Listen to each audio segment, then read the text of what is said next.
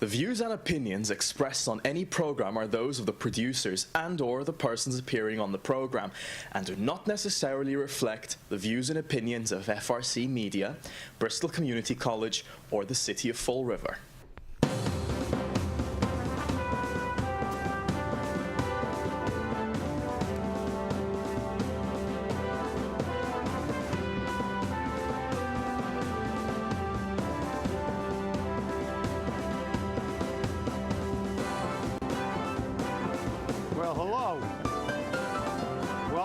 Spindle City Straight Talk. I'm Chip. And I'm CJ. And boy, have we got a lot of things to talk about. Oh, yeah. Well, you know, I never, ever have I agreed with State Representative Carole Fiola.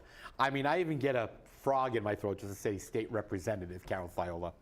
But her recent guest opinion in the Herald News, which was 1,100 words, by the way, 1,100 words, confirmed exactly what Chip and I have been talking about for years. Can you imagine that? They actually confirmed what we're talking about. And I have to go directly to these two paragraphs here.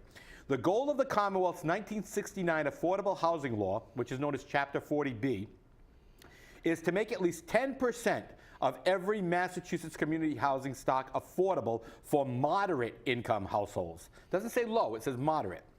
The Department of Housing and Community Development Chapter 40B Subsidized Housing Inventory identifies each city and town's participation in the program.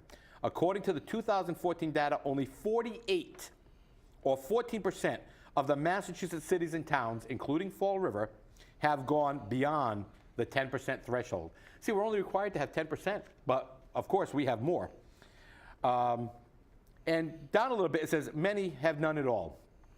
And keep in mind that for a project to be counted towards the 10% 40B requirement, only 25% of the project needs to meet the affordability qualifier.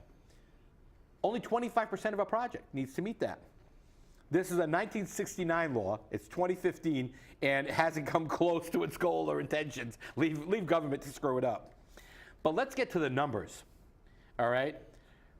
According to the Department of Housing and Community Development in the City of Fall River, 4,821 units represent 11.3% of the city's total units. Unfortunately, this data only tells part of the story, as Chapter 40B statistic does not count Section 8, now known as Housing Choice Vouchers. These are also present in each community and other affordable housing provided under federal auspices. In Fall River, the Fall River Housing Authority, David Sullivan, and Community Development Agency report that there are 2,000 Section 8 housing choice vouchers in Fall River. Additionally, there are 100 federally affordable units. This compounds with the reported 4,821 units in Fall River. Assuming that the total number of housing units is accurate, and you'll notice she says assuming, and you know about assumptions, which according to Massachusetts Executive Housing and Urban Development is 42,650, this would mean that the City of Fall River has a total of 6,921 rental assisted housing units, representing 16.2% of our total housing stock. Ah, but there's more. Fall River's share of rental assisted units is 60% higher than the state mandate, and this does not account for the count for social service agencies and federal homelessness programs such as First Step, Our Sisters Place, and Family Resource Center that are using funding for families and individuals throughout the city. This sends the percentage even higher. So as we can tell, just by this confirmation from State Representative Carole Fiola, and I applaud you, Representative Carole Fiola, on at least confirming what we've been talking about. But I have a problem with it because your husband, who is the vice president of the Fall River Office of Economic Destruction, keeps approving TIFs for market rate housing, and we know that you can't rent an apartment for $1,900 in Fall River. So with only 25% being required to be low income, but the law governing these TIFs for market rate housing says 50 units or 10%. that's Point Gloria going to happen all over again. So I think over dinner tonight, Rep. Fiola, maybe you should have a conversation with your husband and say, what are you doing? You're making me look bad because this is ridiculous. Nah, they're making themselves look bad. CJ, the fact is that, look, we've got a very slow learning curve with our politicians in this city. I thought it was nice that the new city councilor, Steve Long, read the facts about the poverty level and the household income that we've been talking about for 2 years. I've done about 10 presentations in front of the city council basically giving those statistics, and now we have Carole Fiola. And by the way, for all you people out there that say that when we give these facts, that we're negative and we're naysayers and we're the bane of the city of Fall River, that you know, if you don't like it, move out. Well, guess what? Is Carole Fiola a state representative now? Is she a naysayer? You know, is she negative? No. She actually is doing what we do. She's talking about facts. The fact is really simple. We are the dumping ground for all the low income, and then we have on the same on the same page, we have our mayor getting his economic task force. Well, what kind of economy are we going to have?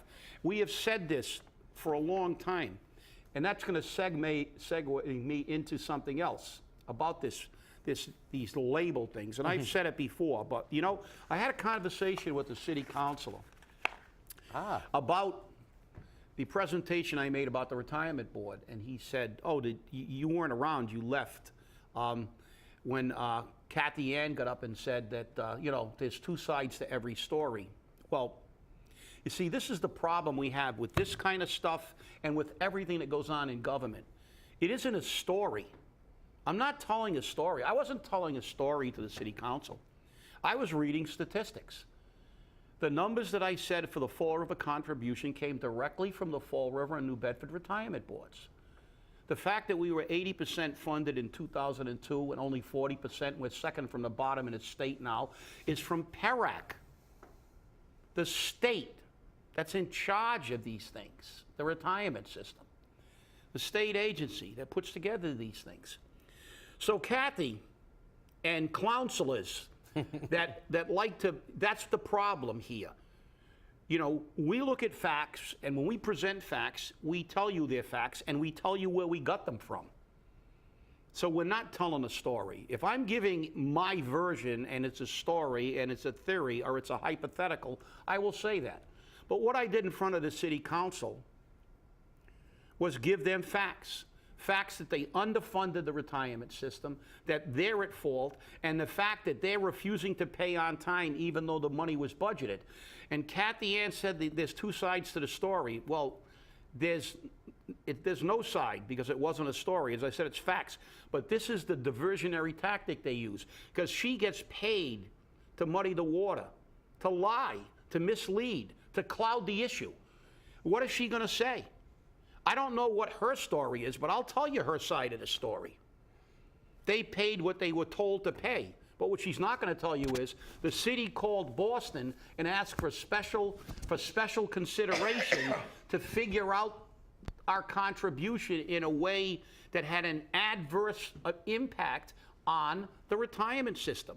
They were projecting 8.5% interest in a time when people were getting 1% and 2% interest. Of course, the retirement system's going to fall on its face. You know, it's government bureaucrats piling on the manure to cover their incompetence and the fact that they take every single taxpayer dollar they can and divert it into something that will help their political career or pay one of their cronies a salary. And that's what really upsets me. And I'm sick and tired of it. And this only reaffirms it. Carole Fiola has been living in Fall River her entire life, as far as I know.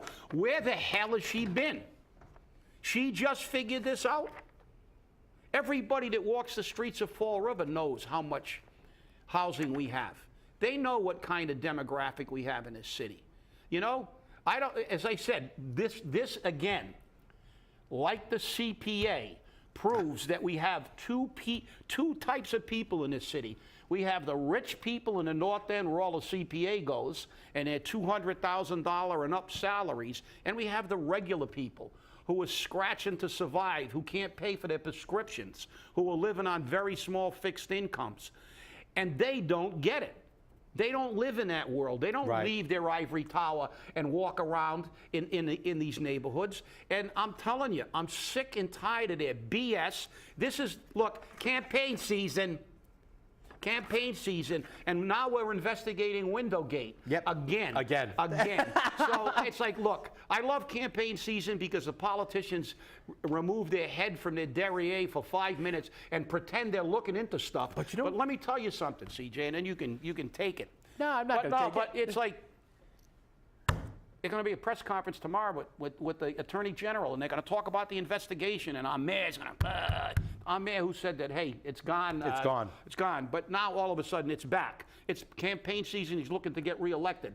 Guess what? I'm going to make a prediction, and I'm a gambler, man. If you want a better coffee, call up, leave your name, I'll buy you a coffee. I'll bet you that if they have that investigation, once this election is over, there'll be no finding, or everybody will forget we ever had an investigation. Exactly. And interestingly, because I reached out to Maura Healey's office a few months ago, and they said they can't confirm or deny that an investigation is happening. And they did say, though, that while we cannot confirm or deny that an investigation is occurring, it has been decided that the city of Fall River will undergo procurement training. Procurement training, which I guess that's what the $508,000 contract was for the computers. You know, they procured it, that's it. But interestingly enough, from my inside sources, plus comments made by the mayor on other media outlets, he said that it is quite possible that this matter will be turned over to an outside investigation agency. Could that be the retired federal prosecutor who found Mayor Flanagan less than credible? But no finding. But no finding, that's right, no finding. And it gets better, though. Isn't it amazing that this is happening on Thursday, right after the local media, print and radio, follow the mayor around and take pictures and talk about his new law office on Rock Street, and everyone is, you know, falling at his feet in the streets, you know, praising him, and you should have ran for mayor, and we want you back. And how much does that say to Mayor Sam Sutter and City Councilor Jaisla Correa and candidates Michael Renzi and Jordan James Sylvia and Robert Alexander, when the people on the streets are more in touch with former Mayor William Flanagan, who was kicked out of office by these same people? And they still don't get it. No. And they still don't. That's what gets me. And they still don't get it because on the radio yesterday he said that, you know, even if they find out what happened in Windowgate, there shouldn't be any disciplinary action or anything like this. I mean, hey, people, that's the reason we had a recall. The guy's an incompetent. If he's as bad a lawyer as he was a mayor, he's going to starve to death. Well, because the fact is, look, you want to put a guy back in who's basically said, I don't care what people do. If they're part of the political team, nothing can happen to them. There are no consequences and no accountability. We find out the person who wasted taxpayers' money, and we're going to have procurement training? Really? Is that your answer? That's the government answer to everything, because now we're going to train them. Well, I thought when you hired a financial team and paid every one of them over $100,000, they're supposed to know the law. They're supposed to know what the procurement procedures are. But we're going to train them. That is government incompetency at its greatest, and it never changes because years ago, before I got on the fire department, I worked for the federal government for a short time after I got out of the military. And there was a situation where I worked at Quonset Point as a civilian, where they had some people who were not performing well in their job, and they should have been fired. They were actually terrible. So what did the federal government do? They had this big investigation as to why these people were incompetent, which was probably because they were incompetent and they couldn't do the job. And in private industry, they would have said, okay, you know, we hired you as a mechanic, and you can't fix anything, so you're fired. So, no, but what did the federal government come up with? What was their answer? The federal government came down and said, we have to retrain these people. And if they're not trained sufficiently, it's going to be the supervisors who are going to be disciplined, because it's your job to make these people, even though they probably couldn't. As Brock Lesnar once said in the Ultimate Fighter, he said, you can't make chicken salad out of chicken shit. And the fact is, that's the reality. Some things just can't be done. But with the government, it's always about, hey, forget about it. Incompetency is in private industry is a ticket to the unemployment line. In government, incompetence is a ticket to a fat paycheck and a lifestyle where you're asked to do nothing for it. Well, this is Fall River, and we know it. So we've identified some of our problems, which we've done numerous times. Yeah, but it doesn't count when we do it. I know, it doesn't count when we do it. Doesn't count. But, this is getting to be absolutely nutty. It's election season. Nobody is involved, okay? You don't hear any city councilors saying anything. And then WSAR co-hosts Wayne Rigo and Brian Bigelow, I guess had an out of some type with a mayoral candidate, and they felt threatened. I mean, they said it came via text, but when they were questioned on it, whether on air or in public, they never made any comment. They wouldn't give you any details. They wouldn't give you any facts on it. They wouldn't even show you the text. So now we have a mayoral candidate who is a thug. and you have to say, really? Are all our mayors meeting at midnight down at the waterfront in a black sedan? I mean, this is getting to be atrocious. It's a joke. It's a joke to the nth degree. This has gone beyond sublime. Oh, it is. Because you're right. I mean, but all this stuff is to stop the people from doing what we said, paying attention to what's going on in the city. Okay, here's Exhibit 1. A state rep said one of the major problems in the economy in Fall River is we're bringing in people with no money. Right. We're bringing in people who actually burden the economy because of all the social services and the other things they need. So, number one, we've been saying that for years, but we're ignored. And this is the problem with Fall River. They come up with these diversions. Window gate resurfaces. So everybody can start talking about window gate and who is to blame and blah, blah, blah. But, fine. There should be consequences and there should be accountability. The taxpayers' money was wasted. But that doesn't relieve you as a citizen, as a taxpayer, as a voter, to look at what's happening. Look at Fall River. Look at the economy. Look at the statistics. Listen.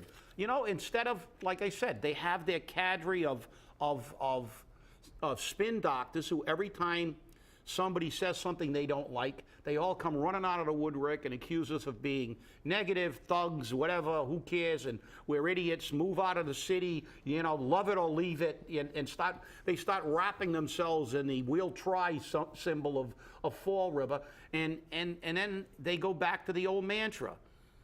These people, Fall River's beautiful. How dare they say this place is not a beautiful place? Who said? Listen, I have said time and time again, Fall River has tremendous potential. Our location, we are basically in the center of a hub with 20 minutes from Providence, 20 minutes from Newport, 30 minutes from the Lower Cape. 45, 50 minutes with good traffic to the outskirts of Boston. You have various ways to get to Boston if you work. You can work anywhere. Avail yourself of Fall River's, accessibility to all these locations, and then take advantage of its lower cost of living. But the fact is that, listen, you got to be realistic. Yeah, and anybody who has any kind of problem, the first way you cure that problem is to acknowledge that you have a problem, because if you acknowledge you have a problem, then you can begin to fix the problem. But as I said, here it is. This is very fortuitous, because this comes out and this proves exactly what we said. We have said this for 2 years, and nobody cared. We went before the council, we've done numerous shows, made these statistics, but Carole Fiola's put it out now. So Now it's gospel. Now it's gospel. Now it's okay.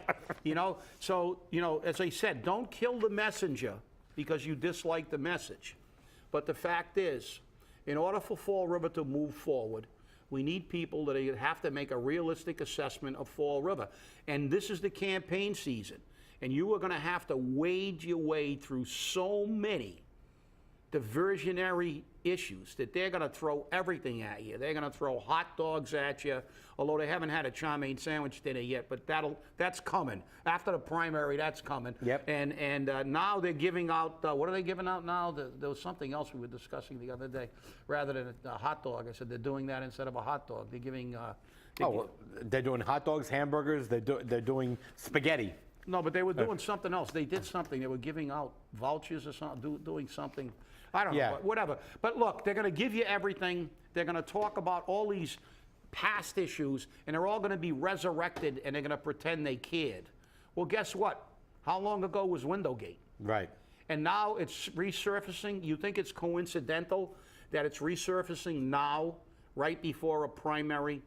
That's number one, to get you back on Windowgate, who Sam Sudek can say, oh, I had nothing to do with this. I wasn't the mayor.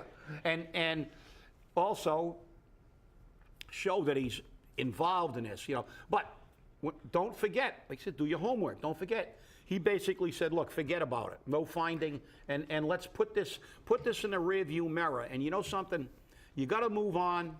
But the fact is, if you don't learn from history, you're doomed to repeat it. But the city of Fall River has continually ignored the facts, and it's time. And I hope every single city council candidate and every single candidate for every office pays attention to this stuff. And I want to hear one of them get enough intestinal fortitude to say that we've got to cut our housing down to the minimum of the state requirement. And this is easily done by the city council. Every time a variance, every time a TIF, every time somebody files for a permit to convert a mill into quote unquote market rate housing, you deny it. You make it a policy and you deny it. And if you approve it and it's market rate housing, the percentage of apartments that can be low income are zero. And you can't really restrict how a company does business. And that's where it becomes a problem. You can restrict permitting, you can restrict licensing. And that's what you have to do. I know people want to save their mills and they want to do whatever they can to do. But you know what? The creation of more housing is not going to do it. Now, interestingly enough, this goes along with the national policy because President Obama came up with his gentrification policy. And that's why I think Carole Fiola jumped on board, is the gentrification policy means that every single community in the country must have low-income housing in their neighborhoods. You tell me how you're going to get a 10% requirement of low-income housing in Wellesley. How are you going to do that? Well, we can't even do it in Westport. Well, their low-income housing in Wellesley is like, it's only a $400,000 house. Right. Exactly. It's not a $2 million house. But interestingly enough, Carole said in this statement, okay, I believe that Fall River needs to fully understand its subsidized housing issue before we continue to facilitate growth in an area where there seems to be a never-ending source of state and federal money. That's the key. The city can't turn down a federal dime no matter where it comes from. And the greedy people who make the subsidized rents are making money with and they're getting TIFs. Right. And as you said, the problem is that, we are feeding this monster. We are enabling this monster. What I would love to get is a listing on every single candidate who owns property in Fall River and find out how many Section 8 apartments they have. Let's find that out. Because you know what? It's the landlord's responsibility. You don't have to accept Section 8. You do it because you're a greedy little property monger, okay, that wants to make sure you get your money. And I understand that. I own property. I don't accept Section 8. Not because I'm discriminatory, but because I don't need the headaches. If the property money is so important to you, more power to you. But I firmly believe that if even 10% of the landlords that currently accept Section 8 do not accept it any further, I think you'll start to see a dramatic decrease. And remember, when we stop accepting Section 8, when we stop with these low-income rentals, we can increase our rents, we can increase our economy, we can bring jobs to Fall River. You can't bring a job here when nobody wants to work. Well, the problem too is that, look, government perpetuates itself. Look, Yes, it does. Look, there's no way you're going to make Newton and Wellesley put 10% of these people in their economy. I don't care who says that to do it, they're not going to do it. The reality is it is a tale of two cities. Ironically enough, I was talking to a guy the other day who said, you know, I live alongside wetlands, and they told me when I bought my house that nobody would build on the property that abuts my wetland property. And he said, there's 4 houses going up. And he said, I ran into somebody and I said, why is this housing being built? He said, because the right contractor is going to build it. Right. So the fact is, in government, you know, government perpetuates itself. Government is a necessary evil. It's not something that you stimulate the economy with, as they say in Keynesian economics.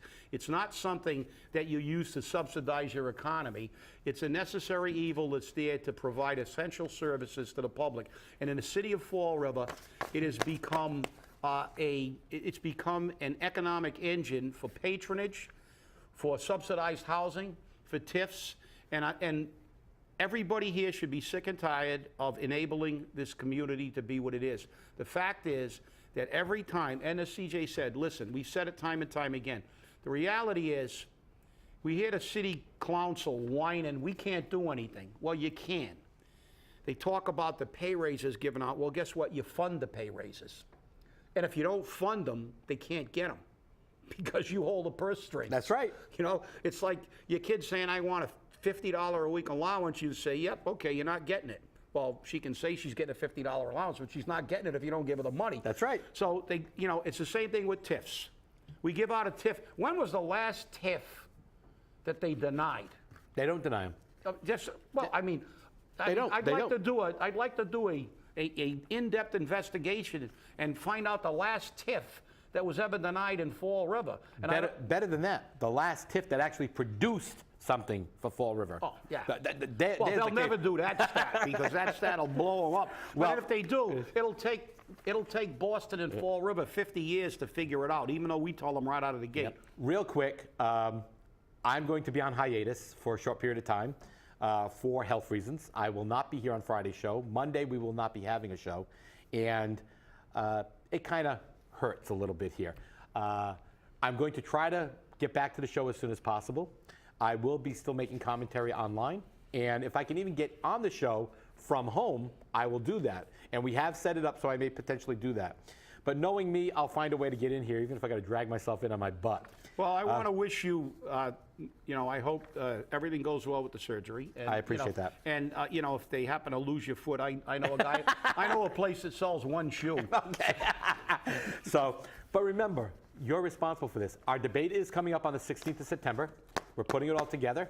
And we want your questions. Send them into debate@scstonline.com. And remember, this is your debate. Make sure you get the questions into us so we can do this, so we can have a great debate and the questions can be answered of every one of these candidates. It's been great being here with you guys, and I'm going to miss being here, and I'm going to get back here as soon as I can. Thanks for watching. You have a great day. Stay angry and stay educated. Always a good show.